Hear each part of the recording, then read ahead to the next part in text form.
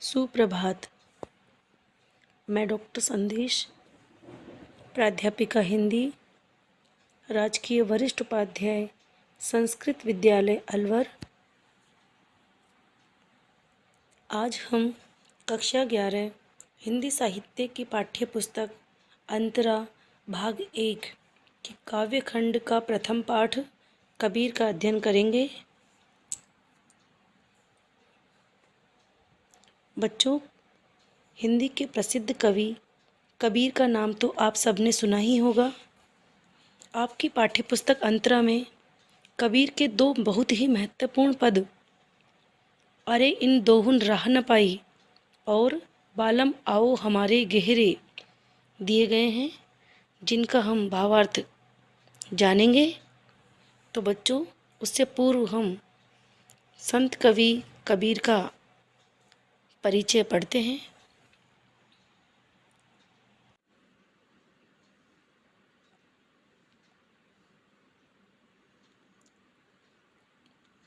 कबीर का जन्म काशी में हुआ था।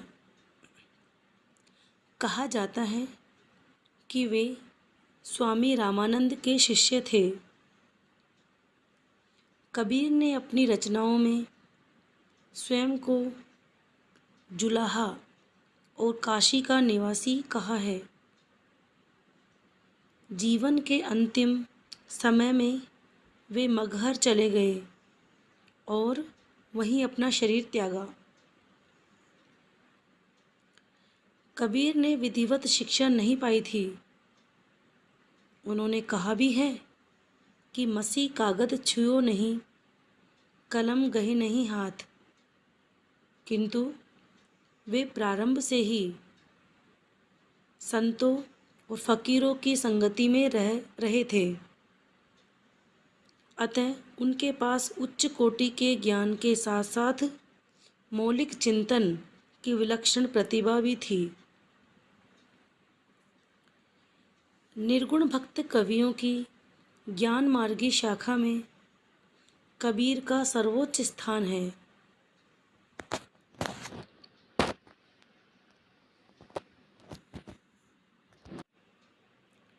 बच्चों, आप यहाँ समझने की कोशिश करना कि निर्गुण भक्त कवियों की ज्ञान मार्गी शाखा में कबीर का सर्वोच्च स्थान है। यानी जब हम हिंदी साहित्य का इतिहास पढ़ते हैं और काल विभाजन पढ़ते हैं तो उसमें देखते हैं कि हिंदी साहित्य के इतिहास का 4 भागों में विभाजन किया गया है। पहला आदिकाल, दूसरा भक्तिकाल, तीसरा रीतिकाल और चौथा आधुनिक काल। तो जो भक्तिकाल है उसके अंतर्गत 2 शाखाएं प्रवाहित हुई। पहली निर्गुण काव्यधारा और दूसरी सगुण काव्यधारा। तो कबीर जो हैं निर्गुण काव्यधारा के ज्ञान मार्गी यानी ज्ञानाश्रयी शाखा के प्रतिनिधि कवि हैं और ज्ञानाश्रयी शाखा को संत काव्यधारा भी कहते हैं। आगे पढ़ते हैं। उनके काव्य में धर्म के बाह्य आडंबरों का विरोध है और राम रहीम की एकता की स्थापना का प्रयत्न भी।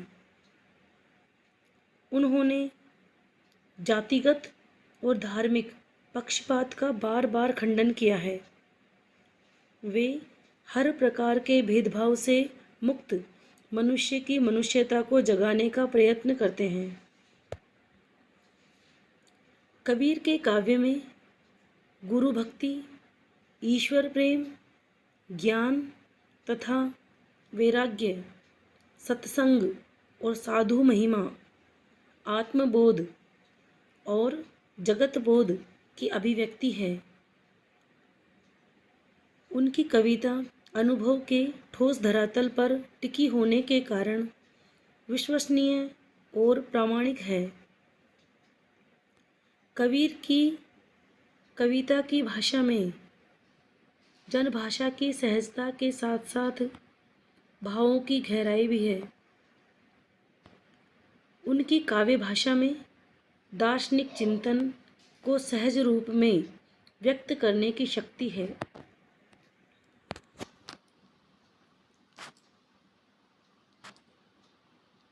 कबीर ने मूलतः साखी, सबद और रमैनी रचे। यानी कबीरदास जी की 3 प्रमुख रचनाएं हैं, साखी, सबद और रमैनी।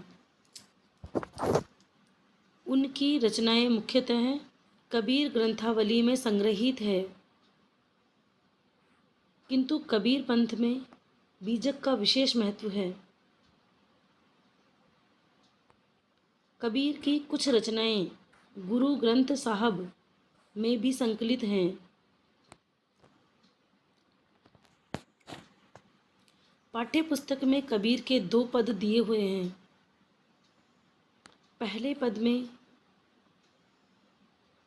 हिंदू और मुसलमान दोनों के धर्माचरण पर प्रहार करते हुए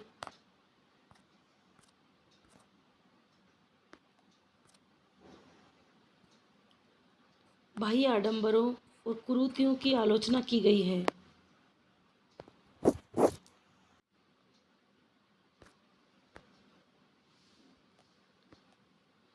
दूसरे पद में कबीर ने खुद को विरहिणी स्त्री के रूप में प्रस्तुत करते हुए प्रियतम से घर लौटने की आकांक्षा व्यक्त की है। दाम्पत्य प्रेम और घर की महत्ता इस पद के केंद्र में हैं। कबीर के ये दोनों पद पारसनाथ तिवारी द्वारा संपादित कबीर वाणी से लिए गए हैं। तो बच्चों, ये तो था कबीर का एक लघु परिचय। अब हम पाठ्यपुस्तक में दिए हुए कबीर के पहले पद का अध्ययन करेंगे।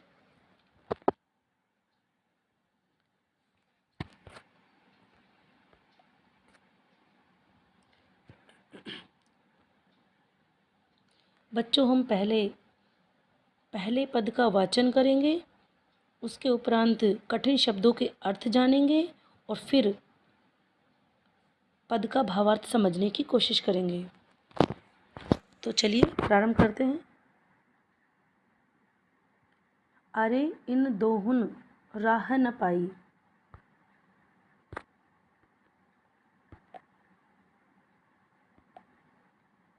अरे इन दोहुन राह न पाई, हिंदू अपनी करे बड़ाई, गागर छुअन न देई। बेश्या के पायन तर सोवे, यह देखो हिंदुआई। मुसलमान के पीर ओलिया, मुर्गी मुर्गा खाई। खाला केरी बेटी ब्याहे, घर ही में करे सगाई। बाहर से एक मुर्दा लाए, धोए धाए चढ़वाई। सब सखिया मिली जेवन बैठी, घर भर करे बड़ाई। हिंदुन की हिंदुआई देखी, तुर्कन की तुर्काई। कहे कबीर सुनो भाई साधो, कौन राह हुए जाई।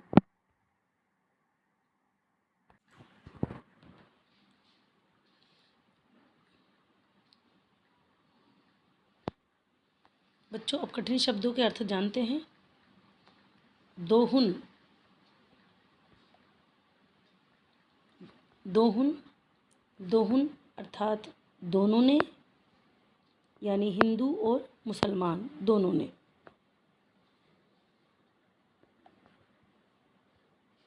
गागर अर्थात घड़ा। छुअन यानी छूना, स्पर्श करना।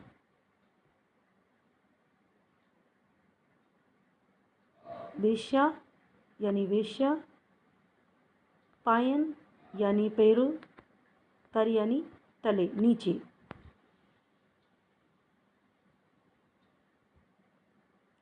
पीर, पीर से तात्पर्य यहाँ मुसलमानों के आध्यात्मिक गुरु से है। ओलिया अर्थात भक्त, मुस्लिम भक्त, धर्मगुरु।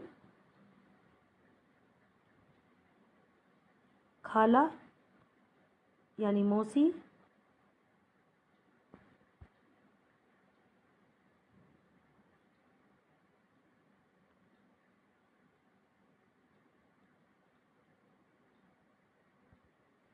जेवन जेवन यानी भोजन करना, जीवना। बड़ाई यानी प्रशंसा।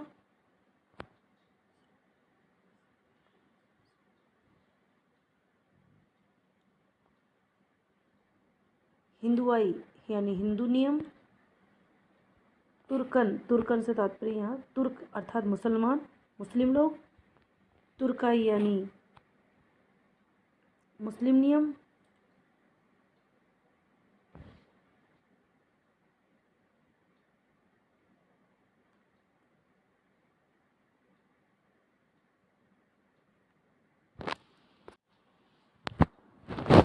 अब इस पद का पंक्तिबद्ध भावार्थ जानने की कोशिश करते हैं।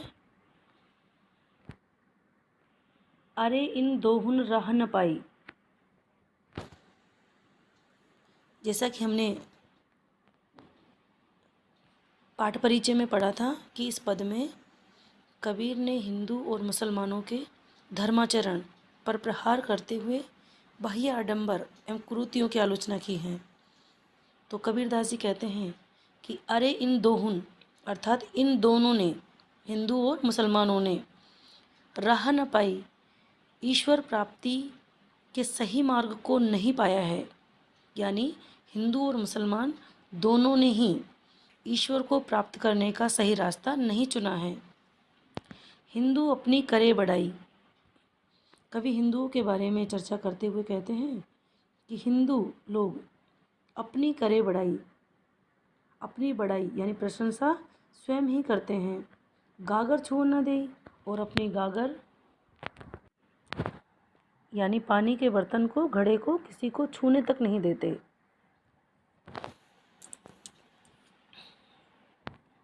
यानी कबीरदास ने इस पंक्ति के माध्यम से समाज की उस दुर्व्यवस्था के बारे में, कुरीतियों के बारे में बताया है कि जहाँ जातिगत भेदभाव किया जाता है, छुआछूत की भावना बहुत अधिक होती है।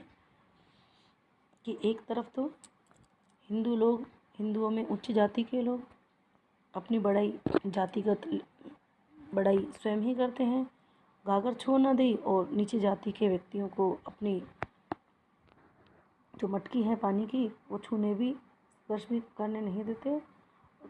और दूसरी तरफ वेश्या के पायंतर सोवे, और दूसरी तरफ वही उच्च वर्ण के लोग, हिंदू वर्ण के लोग वेश्या के पैरों पर गिरते रहते हैं।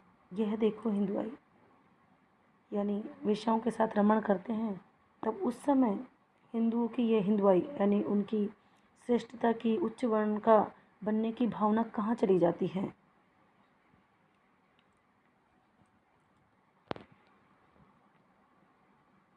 मुसलमान के पीर ओलिया। अब कबीरदास जी मुसलमानों यानी मुस्लिमों के बारे में चर्चा करते हुए कह रहे हैं कि मुसलमान के पीर ओलिया, कि जो ये मुसलमान लोग वैसे तो पीर ओलिया, पीर फ़कीरों के भक्त बनते हैं, शिष्य बनते फिरते हैं। मुर्गा मुर्गी खाई, और दूसरी ओर मुर्गा मुर्गी को मारकर खाते हैं, यानी जीव हत्या करते हैं। तो उस समय इनकी आध्यात्मिकता, इनके मुस्लिम धर्म, इनके नियम कहाँ चले जाते हैं। खाला केरी बेटी ब्याहे, घर ही में करे सगाई। खाला अर्थात मौसी। तो कबीरदास जी कहते हैं कि मुसलमानों की जो विवाह पद्धति है, उस विवाह पद्धति पर व्यंग करते हुए कहते हैं कि ये लोग यानी मुस्लिम लोग अपनी मौसी, खाला मतलब मौसी की बेटी, जो कि इनकी बहन के समान है, बहन ही लगती हैं, से ही विवाह कर लेते हैं, और घर ही में करे सगाई, और घर ही घर में विवाह के बंधन में, पति पत्नी के बंधन में बंध जाते हैं। बाहर से एक मुर्दा लाए। कबीर आगे कहते हैं कि ये लोग यानी मुस्लिम लोग किसी मुर्दे को, निर्जीव को घर पर लाते हैं, और नहला धुला कर, धोई धाई यानी उसको नहला धुला करके उसको पूजते हैं, तो ये इसे कैसे उचित माना जा सकता है। और फिर सब सखियाँ मिली जेवन बैठी, यानी और उसके नाम पर ही सब मिलजुल कर भोजन कर उसकी खूब बड़ाई भी करते हैं। कवि का कहने का तात्पर्य है कि मैंने इन दोनों यानी हिंदू और मुसलमान दोनों के हिंदूपन को और मुसलमानों की मुसलमान पद्धति को भी अच्छी तरह से परख लिया है, देख लिया है। ये सिर्फ नाम के धर्म के नाम पर ढोंग रचते हैं और भारी दिखावा करते हैं। इसलिए